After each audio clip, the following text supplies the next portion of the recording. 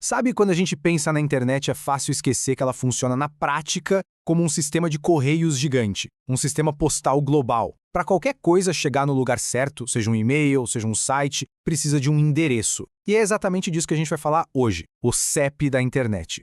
Então, fica a pergunta, né? Como é que pode uma mensagem sair de um computador aqui no Brasil e chegar num servidor lá no Japão em questão de segundos? A resposta para isso não é mágica, não. É um sistema de endereçamento incrivelmente bem pensado. E no coração disso tudo está ele, o endereço IP. Mais especificamente, o IPv4.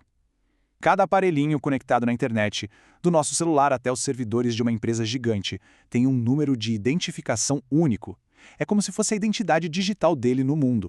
Beleza, então vamos aos detalhes técnicos. De acordo com a RFC 791, um documento lá de 1981 que basicamente fundou essa ideia, o endereço IPv4 é uma sequência de 32 bits. Para facilitar a nossa vida, essa sequência enorme é dividida em 4 números, os famosos octetos, que podem ir de 0 a 255. E todo o endereço IP, olha que interessante, ele se divide em 2 partes. Usando a nossa analogia do correio, a parte da rede seria o nome da rua. Já a parte do host é o número da casa. Uma parte identifica o bairro digital e a outra o computador exato dentro daquele bairro. Certo, mas se o endereço tem 2 partes, como é que um computador sabe onde uma acaba e a outra começa?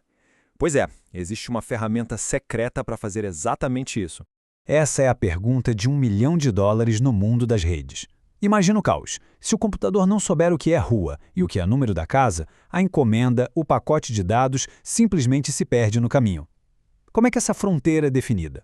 E a resposta para isso é a tal da máscara de subrede. Pensa nela como se fosse um gabarito, uma régua que a gente coloca em cima do endereço IP. Ela diz de forma bem clara, olha, esses primeiros bits aqui são a rede, e todo o resto é para os hosts. Simples, mas genial. E dentro de cada rua dessas, ou subrede, 2 endereços são, digamos, especiais. O primeiríssimo endereço, chamado de endereço de rede, identifica a rua inteira. E o último, o de broadcast, é usado para gritar uma mensagem para todas as casas daquela rua ao mesmo tempo. Nenhum dos 2 pode ser usado por um computador comum. E não para por aí. Além desses 2, a internet reservou blocos inteiros de endereços para funções bem específicas. São como caixas postais ou os ramais internos de uma empresa grande. Vamos dar uma olhada nos mais importantes. Quem nunca viu um endereço IP em casa começando com 192.168, né? Pois é, isso é um endereço privado. A RFC 1918 separou essas faixas para uso interno. Eles precisam de uma tradução, que o roteador faz, para poderem falar com a internet lá fora.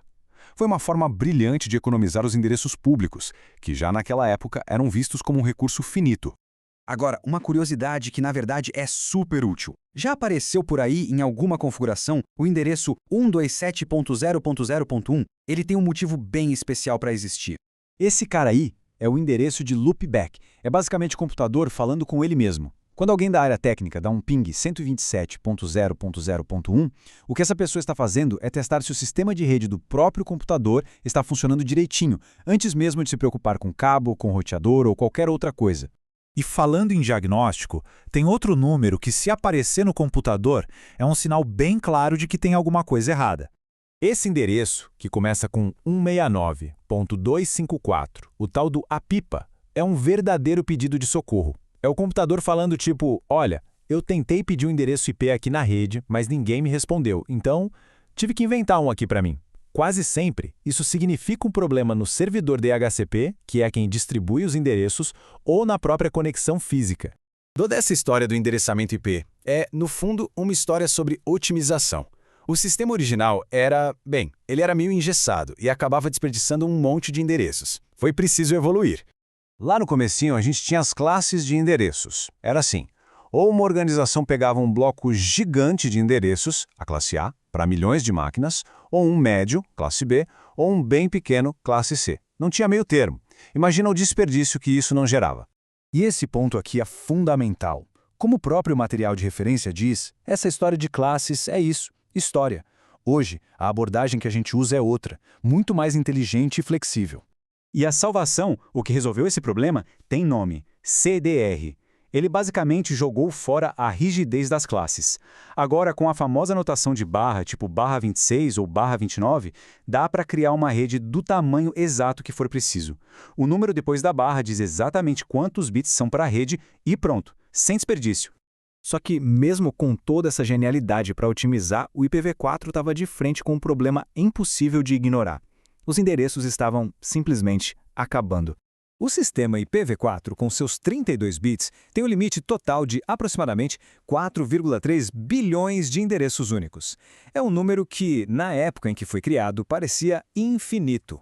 Parecia, mas a realidade é que não era. Com a explosão de celulares, computadores e agora tudo conectado na tal da internet das coisas, esse número se esgotou. Oficialmente não existem mais blocos novos de IPv4 para serem distribuídos. Acabou. Mas calma, a solução para isso já existe há um bom tempo. O nome dela é IPv6. A grande mudança, em vez de 32 bits, ele usa 128 bits. E o salto que isso representa não é dobrar, não é triplicar, é algo astronômico. E aqui a escala da coisa fica absurda. A gente sai de 4,3 bilhões e vai para 341 decilhões. É um número tão, mas tão grande que é difícil até de conceber. É o suficiente para dar trilhões de endereços para cada grão de areia do planeta Terra. Basicamente, o problema de falta de endereço resolvido. Para sempre. E isso tudo nos leva a uma última reflexão. Se o IPv6 é o futuro, se ele resolve o problema de forma definitiva, por que a transição é tão lenta? Porque grande parte da internet ainda opera sob as fundações de um sistema pensado lá em 1981. É uma pergunta bem complexa, que envolve tecnologia, economia e até uma certa inércia. Mas isso talvez seja assunto para uma próxima análise.